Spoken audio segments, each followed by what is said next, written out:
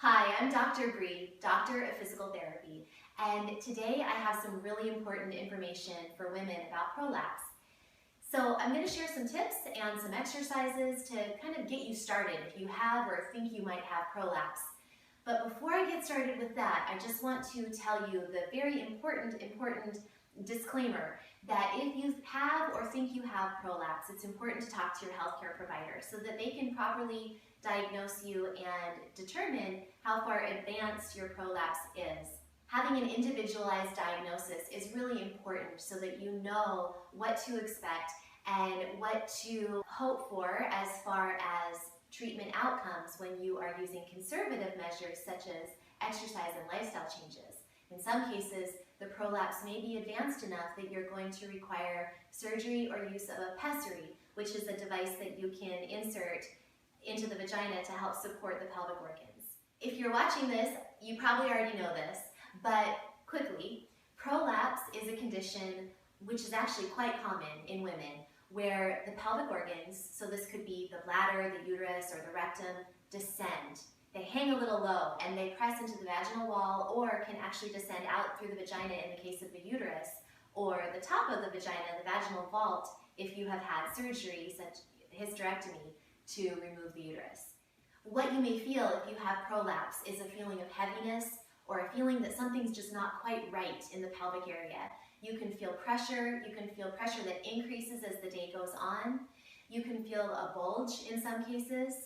Again, it really depends on how far advanced your prolapse is, so that's where seeing a healthcare provider, a doctor, a women's health physical therapist, your gynecologist is a great place to start, midwife.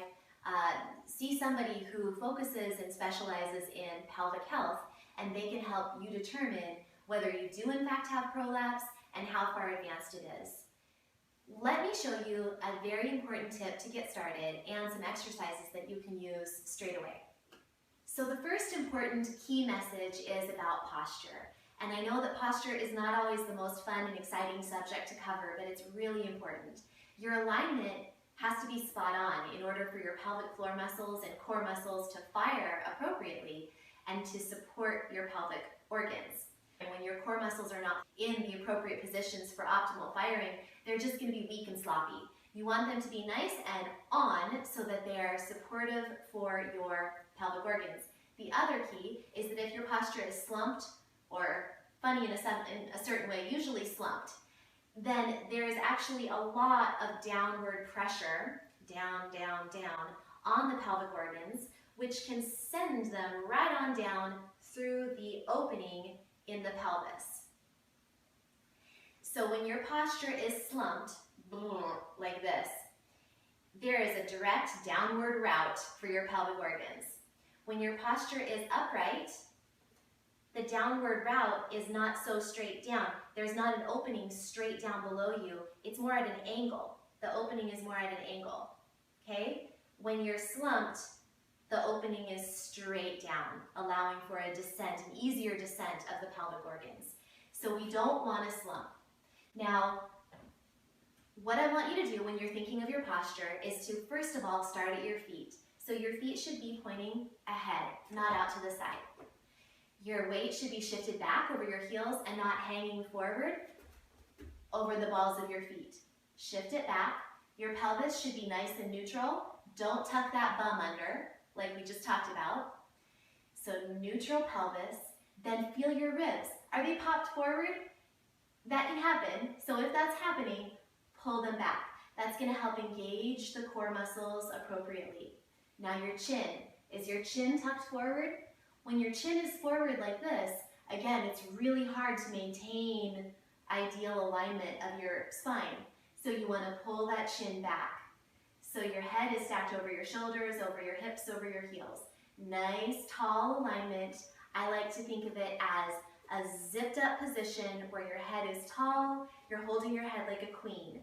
So again, no forward head, no slumped posture, no bum tucked under, nice and tall and lifted. Experiment with that right now. Try it and see how much better it feels for your pelvic floor and that prolapse to have that nice tall posture. So this is something you can do all day long. Let's transition to the floor, and I want to show you some important tips and exercises that you can start doing right away. All right, so you will need 2 pillows and an exercise ball or a kid's ball, like a playground ball. Most of us who have prolapse or think we might have prolapse have children, although it's not exclusive to women who've had children. Even women who haven't had kids can have prolapse, but it's very common among women who've given birth. So you might have one of these playground balls lying around. You can also, if you don't, you can also use a yoga block, or you can use a small pillow, kind of a firmer pillow. Again, this is information that I'd like for you to use right away, but I want you to use it either in conjunction with seeing a physical therapist or a healthcare provider who can help you, or I want you to be quickly seeking out that help so that you can get the proper diagnosis for your needs, because every woman is so different. I really can't make general statements for everybody, but this is a good place to get started. So the first thing you're going to want to do is lie down with your hips up on some pillows or something to prop your hips up. So I'm going to do that. My ball is getting away from me. You're going to come down and very carefully come onto the floor, because the last thing you want to do is jackknife up or down when you have prolapse. That can put a lot of pressure on the pelvic area, pelvic organs in the pelvic floor. So come onto your side and come down, or you can lift your hips up and shove the pillows underneath. So in this nice position, you should feel very supported, and in this position with your hips up on pillows, you can see that gravity is helping to kind of pull all of my pelvic organs back into their rightful place. So it allows you to take some pressure off the pelvic floor muscles. It's a very relaxing feeling. It's a nice position just to rest at the end of the day, or if you ever feel a lot of pressure on your pelvic floor, just stick some pillows underneath your bottom and prop your hips up. You can also bring your knees apart if that feels comfortable for you. If you're not too tight through here, you can bring your knees apart and just kind of, again, open up that pelvic area, pelvic floor muscle area. Just relax and open it without feeling like that downward pressure is making you uncomfortable, because again, gravity is helping pull all your pelvic organs back into place. So the first thing I'd like for you to check in this position, either knees up or down if that's comfortable for you, is what is going on. Check in with yourself. What's going on with your pelvic floor muscles, your Kegel muscles? Are you able to do a Kegel in this position? Are you able to squeeze and lift your pelvic floor muscles, pull them up and in, like you're stopping the flow of urine, or like you're pulling a marble into your vagina? Are you able to squeeze and lift those muscles? And then the key, are you able to fully release them? Are you able to let them go? And it won't be like a bearing down, but it will be a letting go so that you feel totally released and relaxed in the pelvic floor. Can you feel that? Sometimes women with prolapse tend to keep their pelvic floor muscles really tight and clenched all day long because they don't like the sensation, who would, of a heaviness and a falling of the pelvic organs. And so their pelvic floor muscles, which should be supporting the pelvic organs, are so tired because they're constantly clenching and trying to keep everything in. When your pelvic floor muscles are clenching all day long, it's going to lead to pain, discomfort, tension, fatigue, and they're not going to be able to work effectively to do the job that you want them to do, which is to support the pelvic organs. So you want to be sure that your muscles are able to, in fact, relax. So check in again with yourself right now. Maybe your feet can be a little bit wider. Try to do a Kegel, a squeeze and lift, and then see if you can fully release. The release will be a little harder to feel when your hips are up, but you should be able to feel that they have let go and relaxed, that you're not holding on to tension, either in the buttocks area and the sort of around the anus, or the vaginal pelvic floor area. That's where the pelvic floor muscles surround, is the anus and the vagina. So you want to feel that those areas are able to release and open.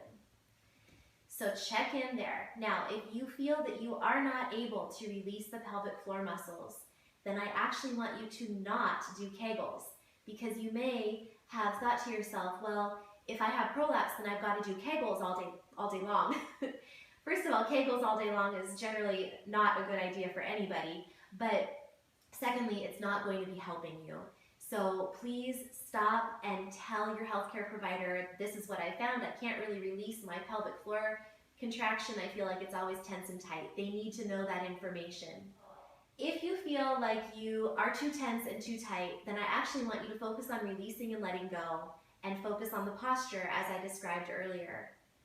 If you feel that you are able to tense and release, then go ahead and perhaps you can experiment with Kegels. They might help you. You can follow the advice of your healthcare provider, of course, but you might want to play with 5 to 10 Kegels at a time. See how that does for you. If you feel fatigued by the end, again, it should be a squeeze and lift and a full release. The other 2 exercises that you can do, a butterfly bridge and a ball squeeze. Now these will really help to activate the core muscles.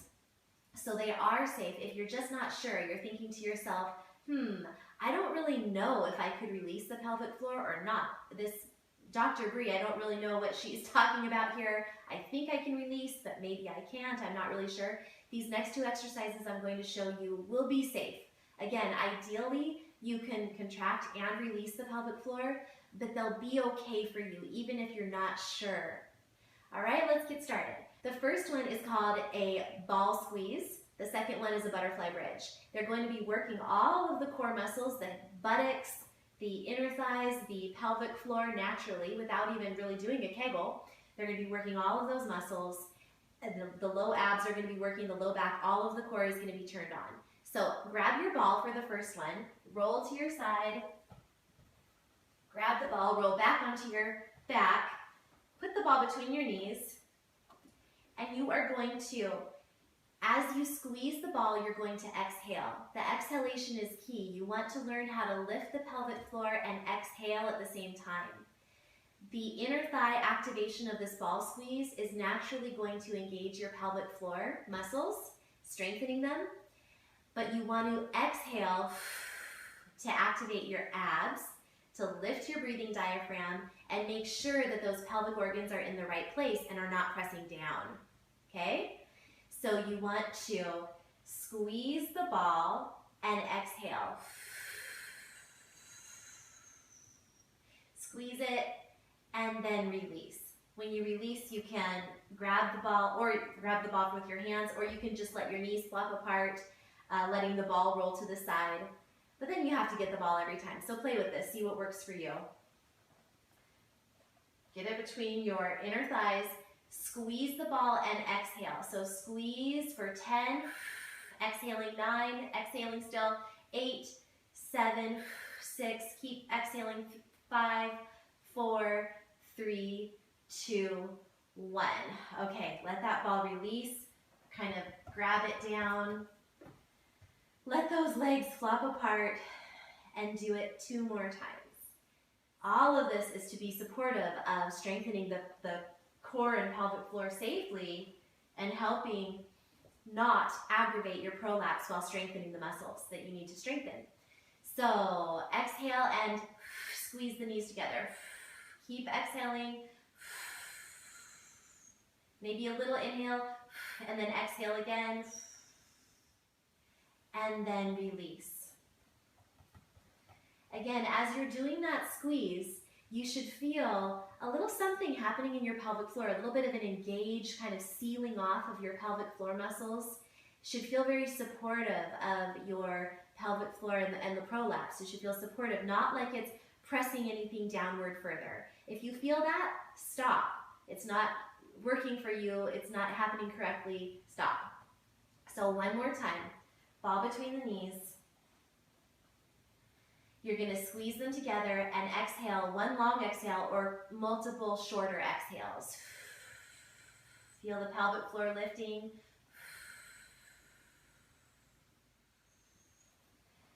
All right, that whole time I was steadily squeezing the inner thighs together and exhaling. I did a couple of different separate exhales, but the whole time I was exhaling, really feeling the abs draw in and the pelvic floor, no downward pressure on the pelvic floor. If anything, it was lifting. Okay. So that was one exercise. Let me show you butterfly bridge next. So I'll remove the pillows and you're going to have your feet facing each other. The feet are facing each other. The knees are apart. And as you exhale, you rotate the inner thighs together and feet become flat on the ground, and you squeeze your bottom and lift your bottom off the floor. And now come down. Again, exhaling as you lift, holding it briefly, and then come down. Take it nice and slow and controlled.